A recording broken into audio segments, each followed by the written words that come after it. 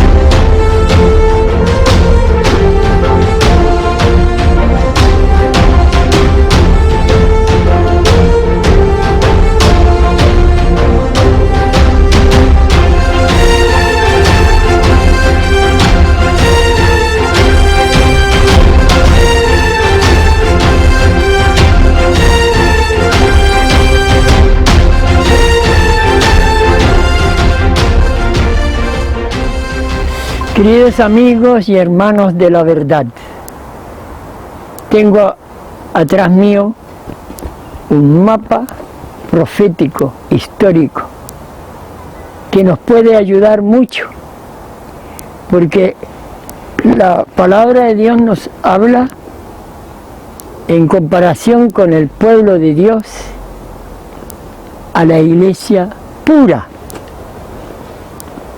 Nos presenta la iglesia pura y la ramera, que es la madre de las rameras. Bien, empecemos a tratar de comprender que esta mujer es el símbolo de la iglesia pura, que no tiene ni un contacto con este planeta, sino que está aquí como peregrino y buscando la patria, buscando el camino angosto que va a conducir a la vida eterna. Y aquí abajo tenemos la mujer voluptuosa que se apartó de la verdad y no tiene nada que ver con Dios.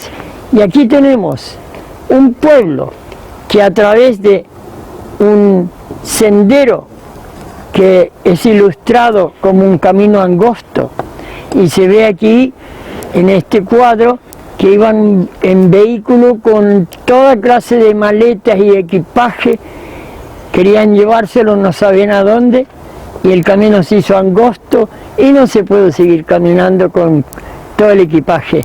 Siguieron con mochilas, y esas mochilas ya no se podían más, y había un abismo abajo. Venían cantos de guerra, y al final, cuando escucharon una voz que decía: tenemos sostén de arriba, y cruzaron el abismo. Y este caminar, ¿de dónde comienza? Sabemos que el hombre fue creado perfecto. Dios trabajó 6 días para crear al ser humano, y que fue la corona de la creación, lo más grandioso que pudo haber sido. Creó la naturaleza, separó la luz de las tinieblas, y ahora tenemos al ser humano, pero el mensaje es: salid de ella, pueblo mío. ¿Por qué? Porque el pueblo de Dios se mezcló con el mundo. Tenemos a los descendientes de Set, que reemplaza a su hermano asesinado por su propio hermano. Fue la primera muerte, asesinato. ¿Y qué pasó? Él se fue de la presencia de Jehová para no regresar. Y él busca a los que deseen regresar busca las ovejas perdidas, pues la oveja sabe perderse pero no regresar. Y entonces, en su gran amor, después de la apostasía de Israel, Dios, en su misericordia, mediante esa descripción que nos da en Isaías capítulo 4 y versículo 1, y habla de una mujer, que es la comparación con el pueblo de Dios, con la iglesia pura. Dice: nosotros queremos solamente tu nombre sobre nosotras, quita nuestro oprobio. Así que quieren ser nominales. Pero hay un pueblo que tiene como base lo que Dios creó en el Edén. Al terminar los 6 días de labor, Él vio que todo era bueno en gran manera y descansó el 7º día. Y dice: acuérdate del día del sábado para mí, ¿para qué? Santificarlo. Porque 6 días trabajó y el 7º día lo bendijo y lo santificó. Y aquí hay una descripción de quién lo dice: Dios, que es su trabajo, creador. ¿De qué territorio? Del cielo y la tierra. Y entonces, mediante su infinita misericordia, cuando Cristo vino, dio un ejemplo bautizándose, comenzando una vida nueva. Pablo mismo lo decía: cada día muero. Y entonces esa es la verdadera conversión. Y él, ¿qué tuvo que experimentar? Aborrecer las cosas de este mundo, porque él fue tentado en todo como tú y yo nos tentamos, o somos tentados por el enemigo. Y entonces, en ese caminar de ese hombre, porque él, acorden, el Gálatas 4:4, nace de mujer cuando llegó el tiempo y fue hecho súbdito a la ley. ¿Y cuándo nace él? Hay una profecía que nos lleva a Cristo con toda exactitud, y esta profecía nos dice: a las 2300 días de tarde y mañana el santuario será purificado. Y cuando el camino nos lleva desde el que se dio esa profecía en Daniel capítulo 8 versículo 14, y vino la reconstrucción de Jerusalén en periodos tan exactos que si tomamos nosotros en la Biblia vamos a encontrarnos con todas estas profecías exactas. Llega hasta el día que Cristo fue ungido, cuando Él fue bautizado, y entonces habla de una semana, o sea, 7 días, y a la mitad de la semana, o sea, los 3 años y medio después de su ministerio para buscar y salvar lo que se había perdido. Y lamentablemente el pueblo elegido por Dios se había apartado tanto a las cosas de este mundo que a los suyos vino y los suyos no le conocieron. Y entonces, en la mitad de la semana que vino, una oportunidad más para regresar, como vemos, el mismo Pedro dijo al pueblo judío: vosotros crucificaste al Señor de la gloria, en el capítulo 2 de Hechos. Y ahora ellos, tristes, compungidos, adoloridos por el pecado, en la misma forma que Daniel, que tuvo revelación de esta profecía sin comprenderla, porque dice que esta profecía sería entendida al final de los siglos. ¿Y en qué tiempo estamos viviendo nosotros? Llegando al final de los tiempos. Daniel 2 nos muestra a Cristo como la roca que cae en los pies de esta imagen. Y esta era la revelación del imperio babilónico, que era simbolizado por el oro, y después la plata, el reino de Medo-Persa, que destituyó a ese reino de tanta sabiduría humana. Y luego vienen los griegos, que derrotan en una guerra tremendamente de desigualdad, porque los griegos eran pocos, y derrotaron, según la profecía, a los medos persas. Y luego los romanos derrotan a los 4 generales que se repartieron el reino griego, y aquí viene la Roma, que se divide en 2 partes, la Roma occidental y la Roma oriental. Y los dedos de los pies son las 12 tribus que vienen del Asia y forman lo que hoy día es Europa. Un reino fuerte y otro reino débil. Así está descrito ahí.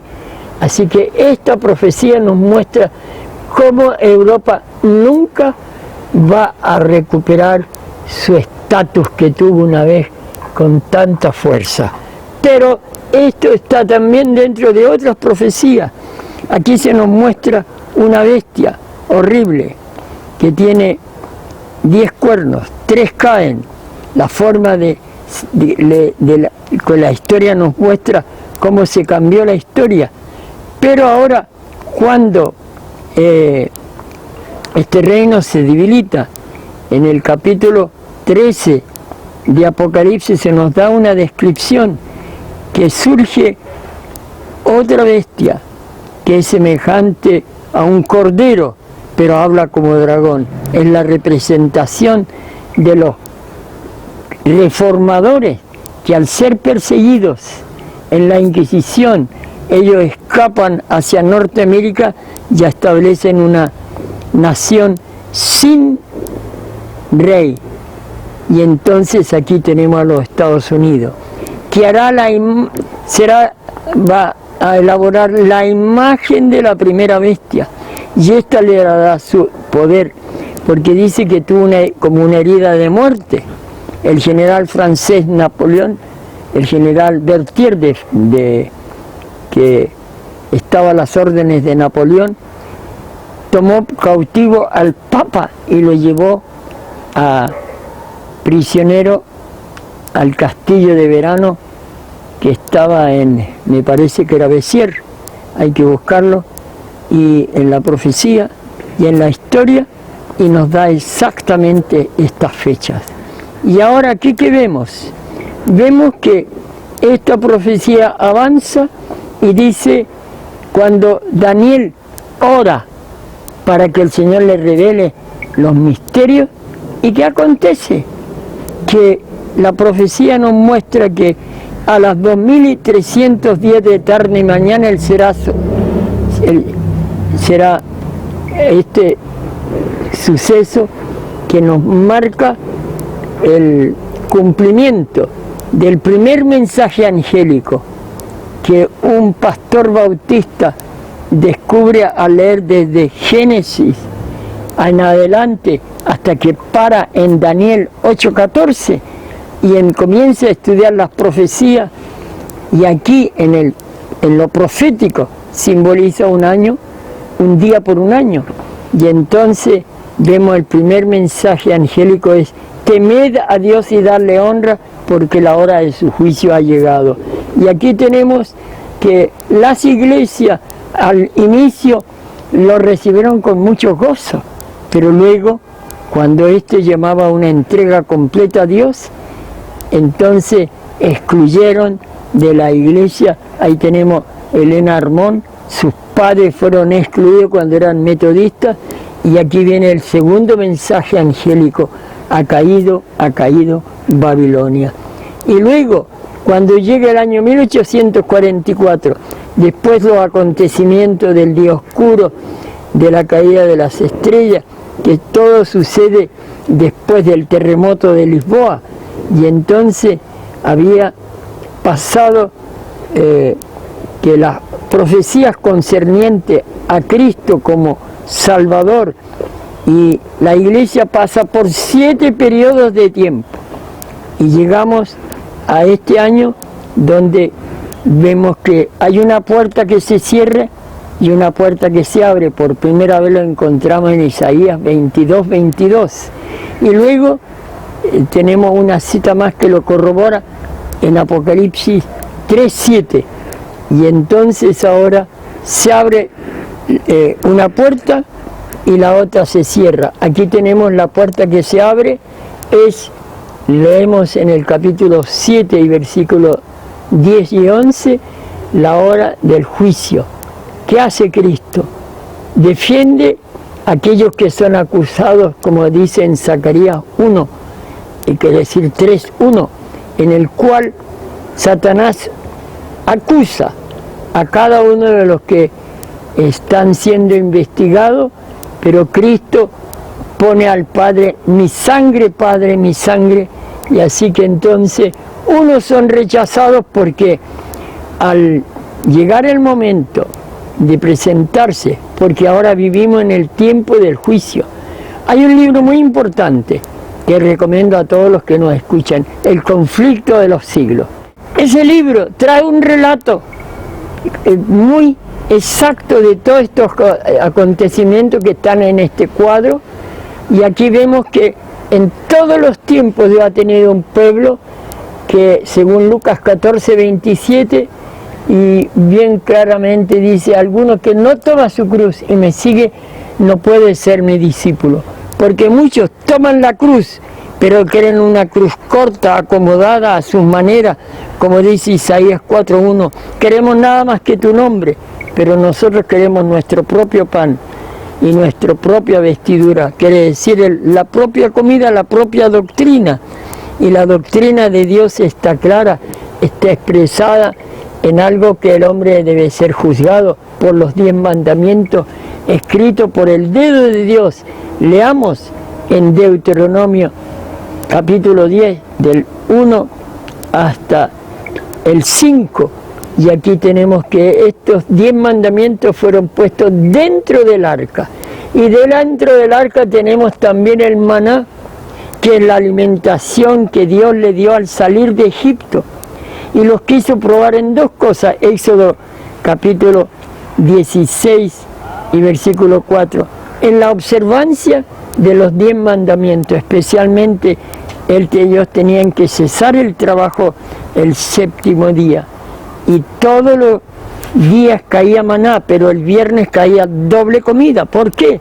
Era algo que él instituyó en el principio, y no hay ni un solo texto de la Biblia que recomiende lo que hoy día se guarda como el Sunday, día del sol, o dies solis en latín.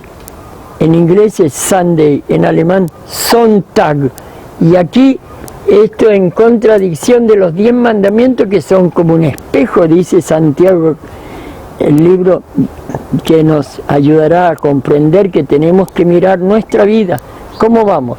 Y aquí se nos enseña cómo el pueblo de Dios fue paso a paso apartándose otra vez de los principios divinos. Cuando vino la guerra civil de Norteamérica, fue algo muy triste, porque los hombres habían sido tratados como esclavos, y ahora llegó el momento de que estos mensajes tuvieran cabida en las iglesias, y ahí hay un pueblo que tuvo la misma convicción que tuvo Job, porque él dijo, yo sé que mi Redentor vive, y aunque sea deshecha esta mi piel, yo en mi carne he de ver a Dios. Así que él era un adventista, como los ángeles, cuando le dijeron a los apóstoles, en el momento que él subió y desapareció de sus ojos.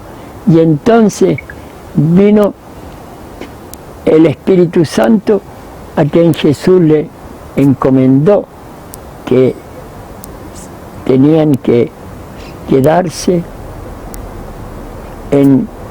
encargado otro consolador. Y aquí tenemos cómo el pueblo de Dios avanzó por un camino angosto, cada vez era más angosto, más angosto. Ahora vivimos en el tiempo que en Ezequiel 9 Dios dio la orden, matad mujer, niños, hombres, y comenzando desde el santuario, ¿vas a destruirlo a todo? Y fue la pregunta que hace el escritor. Dice, únicamente los que tengan el sello, esos que pueden ser liberados, porque la sangre de Cristo limpia de todos los pecados, como Pablo, que fue un hombre fiel a la organización, porque todas las organizaciones se erigen como infalibles, pero lo único que es infalible es la ley de Dios. Y el versículo de Isaías 8:14, a la ley y al testimonio, el que no digiere conforme a esto es porque no le ha amanecido. Así que amad a Dios sobre todas las cosas, dice el mandamiento. Dios está primero que el Padre, que la Madre, que la organización, porque la Iglesia se comprende que como en el día que Cristo vino a este planeta para ser inmolado en lugar de tu persona y la mía, nosotros tenemos que compararnos con Él, porque Apocalipsis 3:21, Él da una promesa: el que venza, como yo he vencido. Así que la forma que Él venció en su propia carne. ¿Y en qué forma? Hay un libro muy hermoso, se llama El deseo de toda la gente, donde se describe la entrega que Cristo hizo. ¿Y qué dice esa entrega? Dice que Él se anonadó a sí mismo y no hacía nada sin consultarlo con el Padre, porque en el Padre nuestro ya nos enseñó a orar: hágase tu voluntad y no la mía. Yo no tengo que preparar mis planes, sino que pedirle al Señor que Él me los muestre. Y aquí vemos entonces como este grupo que viene de todas las congregaciones, con muchas ideologías diversas, fue purificándose, y ellos pasaron por una terrible guerra, la guerra civil de Norteamérica, y ni un miembro de la Iglesia quedó en la participación, sino que fueron excluidos todos los que voluntariamente se unieron. Y llegaron mensajes como el que está escrito, donde el espíritu de profecía les dice: a la ley y al testimonio, el que no dijere conforme a esto es porque no le ha amanecido. ¿Y cómo comprendemos eso? Cuando leemos un libro que se llamó Estudio de los Testimonios, publicado en el año 35, y después no se editó más. Algunos grupos que son independientes lo han vuelto a editar, y estas personas nos muestran de que con una pregunta: ¿se puede obedecer la verdad en el ejército? Y claro, en el ejército no puede parar la guerra, no puede guardar los mandamientos, no puede comer la comida que se nos enseñó y que está el maná adentro. Y los fieles siguen fieles a la Iglesia. Y cuando vino el año 1914, según documento, que el tiempo no lo permite aquí leerlos todos, pero los tengo en mis manos, la Iglesia, según las noticias que dieron los periódicos, y está escrito en el Comentario Bíblico, volumen 10 en inglés, la Iglesia se dividió en dos partidos. La mayoría tomó las armas y se fue a la guerra. Y hubo un grupo de fieles que siguió fiel a los principios, porque aquí hay un libro adventista que dice: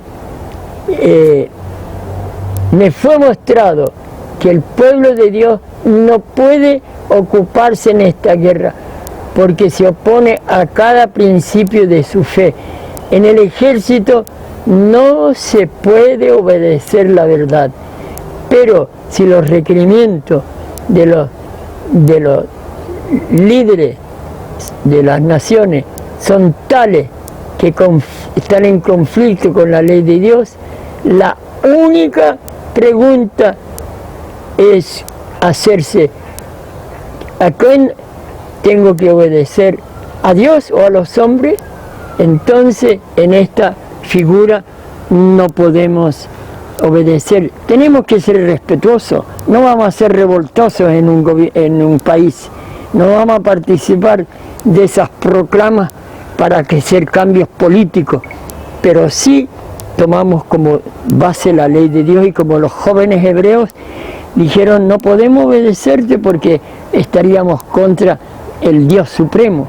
Así que la elección es entre Dios o los seres humanos. Dios pidió por mucho tiempo una reforma. ¿Qué es reforma? Re es el prefijo de forma y la forma es el origen. La forma que se dio al comienzo, en el comer, en el beber, en el vestir. Dios mismo vistió. Ahora, cuando la mujer se sintió desnuda y el hombre también, y se pusieron cubiertas de vestido de higuera. Y cuando Dios les pregunta a Adán, ¿qué has hecho, Adán? La mujer que tú me diste. Y él culpó a Dios por haberle dado una mujer que se apartó en su debilidad y lo tentó a él, y él también cayó, pero él cayó en pleno conocimiento.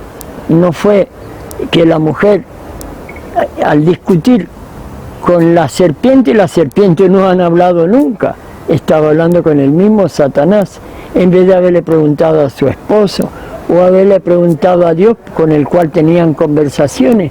Y así ahora pasó el 14. Dice los periódicos de esa época, la iglesia adventista se dividió en dos partidos.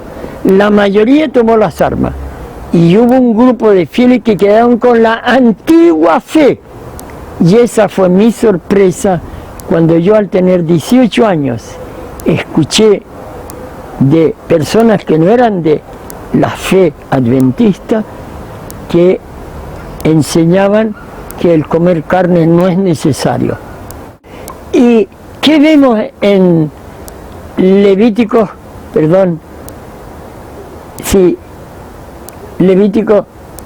capítulo 11?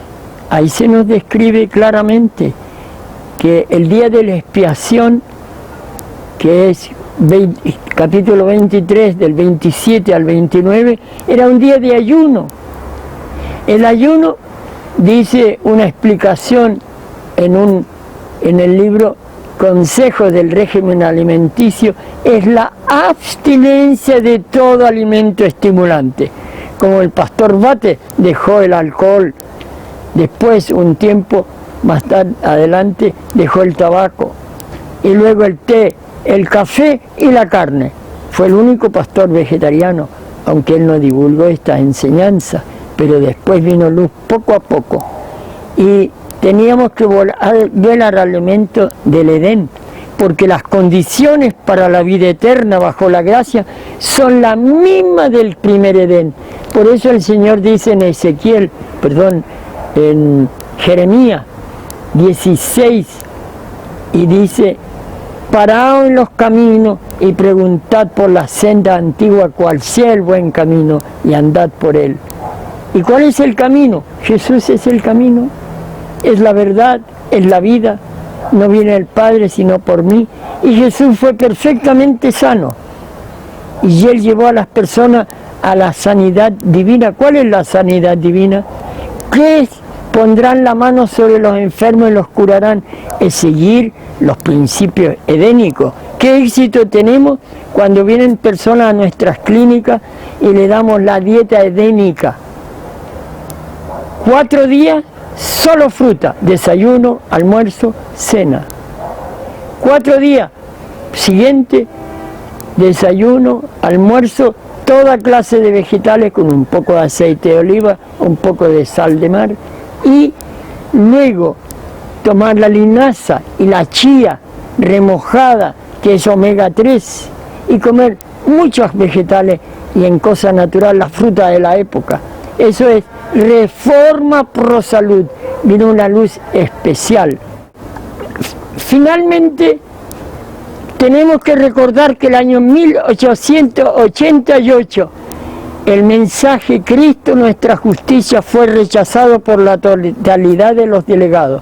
Quedó un grupo muy pequeño, y Elena dejó ahí entre ellos que Cristo nos salva porque Él murió por nuestros pecados. Sin obediencia realmente nadie se salva, pero es esa obediencia en la que Cristo nos da, y tenemos el amor de Cristo sobre todas las cosas, y con su fuerza nosotros guardamos sus mandamientos. Y entonces esto fue rechazado, y la oportunidad de hacer una reforma, porque en 1904 se dijo, ha llegado la hora de hacer una completa reforma, pero esta reforma no se efectuó, porque era volver a todos los principios antiguos, la alimentación, el matrimonio es un pacto que ninguna cosa sino la muerte puede cortar. El romanticismo reemplaza esa fidelidad y entonces vemos que el pueblo de Dios se iría a la cárcel, como pasó que los fieles que el año 14 no obedecieron a la organización que les permitió tomar las armas, y hay pruebas muy fehacientes que no se ha perdido ni una guerra desde ese entonces. Y aquí hay dos pueblos. ¿A dónde ponemos al pueblo final? Hay 10 vírgenes, unas con aceite, las otras que salen a comprar aceite. Y están golpeando la puerta y le dicen, no os conozco. ¿Por qué no les conoce? Porque no respetan la observancia de los 10 mandamientos. Bautizan niños de 5, de 6, de 7 años que no tienen clara comprensión de la verdad. Usan toda clase de medicamentos y esos medicamentos no curan nada. La reforma por salud es menospreciada. Se come carnes y hoy día el huevo y la leche, en España un periódico dice que las mujeres tienen miedo de darle pollo al marido porque cambian de equipo. Divorcios, recasamiento, fiestas, deporte que los llevan a exceso, a competencia, música que le alejan de Dios y las falsedades de las películas, del entusiasmo, el vestuario sin ninguna vergüenza. Ahora, ¿dónde colocamos al pueblo de Dios? ¿En este camino ancho? ¿Acortando la cruz? ¿Tomando las armas? ¿Mandando capellanes para hacer lo que hacen las otras denominaciones? Hace poco se juntaron para la libertad religiosa el presidente de la Conferencia General, de los que el año 14 en adelante se apartaron, y un grupo fiel que sigue por el camino angosto. Y ahora ellos esperaron hasta 6 años que le dieran la oportunidad de presentar a la Conferencia General para no reorganizar una Conferencia General, sino un grupo internacional. Pero ellos contestaron en el libro El Protocolo de Friedenstadt, hay que leerlo y ver qué grupo quedó leal. Y la reforma nunca se va afuera, porque Lutero no se fue afuera, lo echaron. Y el deseado toda la gente dice que Cristo fue rechazado por el Sanedrín. Vez tras vez se repite el retiro de Cristo de Judea, porque cuando los reformadores predicaban la palabra, ellos tuvieron que seguir el camino angosto. Y así fue como el año 1920 ellos se reorganizan después de Friedenstadt y luego esperan más días y van 2 delegados a Norteamérica, y había un cuadro que tenían unos mapas llenos de luces de las escuelas, de los sanatorios que tenían con estas medicaciones, y este mapa dice, fue quitado, volumen 8 de los testimonios, página 28, y dice que, o el 9 me parece que, y entonces había otro mapa que tenía pocas luces. Así que aquí hay una profecía más, y hay profecías que están bien claramente. Hay que leerse el capítulo 3 de Isaías, y ahí nos dice claramente, tus varones morirán a cuchillo y su fuerza en la guerra. Pero ellos dicen que hay que ir como enfermero, y la pregunta es, ¿se están preparando para el Armagedón? ¿Qué hace un adventista ahí como camillero? Él tiene que curar a los que están menos heridos para que sigan en la batalla. Si a un hombre se le cortó un brazo, una pierna, o el cráneo se le quebró, tiene que atender a los que vuelven otra vez a la batalla. A Satanás ofrece las cruces, y hoy día hay capellanes que van al ejército, y hay soldados permitidos. El aborto es permitido, dice, la mujer es la que decide, o sea, no decide nada la iglesia.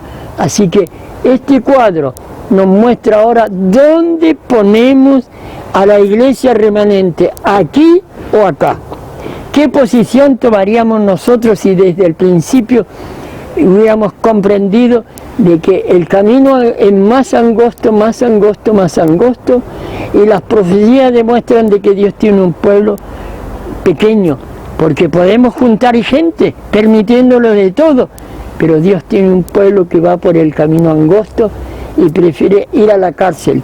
Yo he estado varias veces en la cárcel porque quisieron que no predicara más sobre la reforma pro salud, que la he vivido y por eso estoy en esta edad. Mi abuelo fue el primer adventista en el Perú.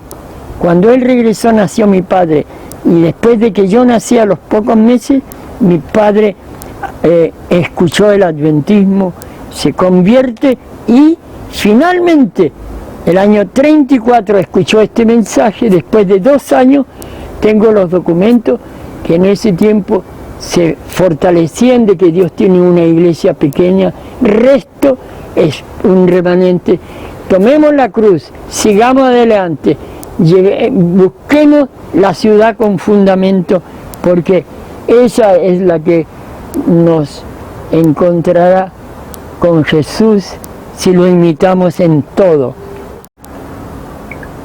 Agradezco la atención y el tiempo que me han escuchado. Hay muchos puntos que aclarar.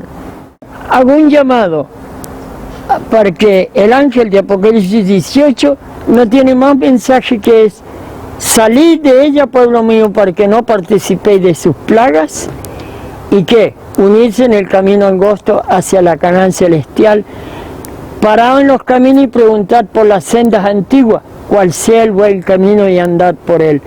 El último llamado que Jesús hace, dice: Padre, para que el mundo crea que sean uno como tú y yo somos uno.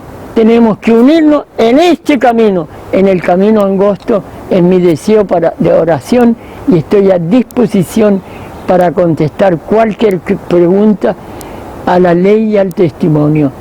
Y mi deseo y oración es que Dios les guarde a ustedes para que nos encontremos en esa ciudad preciosa que Cristo va a hacer descender a este planeta.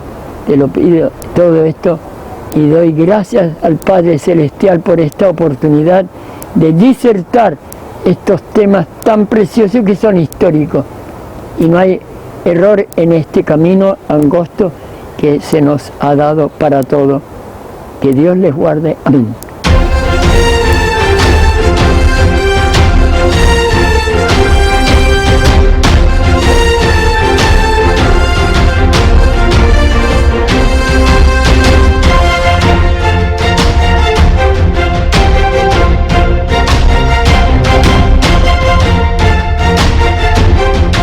Conozca el relato histórico profético de la Iglesia Adventista Movimiento Reforma que se registró a lo largo del tiempo en el seno de la Iglesia moderna. Guerras mundiales, la madre de todas las rameras de la tierra, tiranos que derraman sangre inocente debajo del sol, divisiones, revueltas, mentiras y verdades que aún hoy sacuden la memoria de sus miembros, explicados por el pastor Raúl Escobar Durán, una interpretación histórica de los actos humanos en la tierra, relatados en exclusiva para Prensa América Internacional.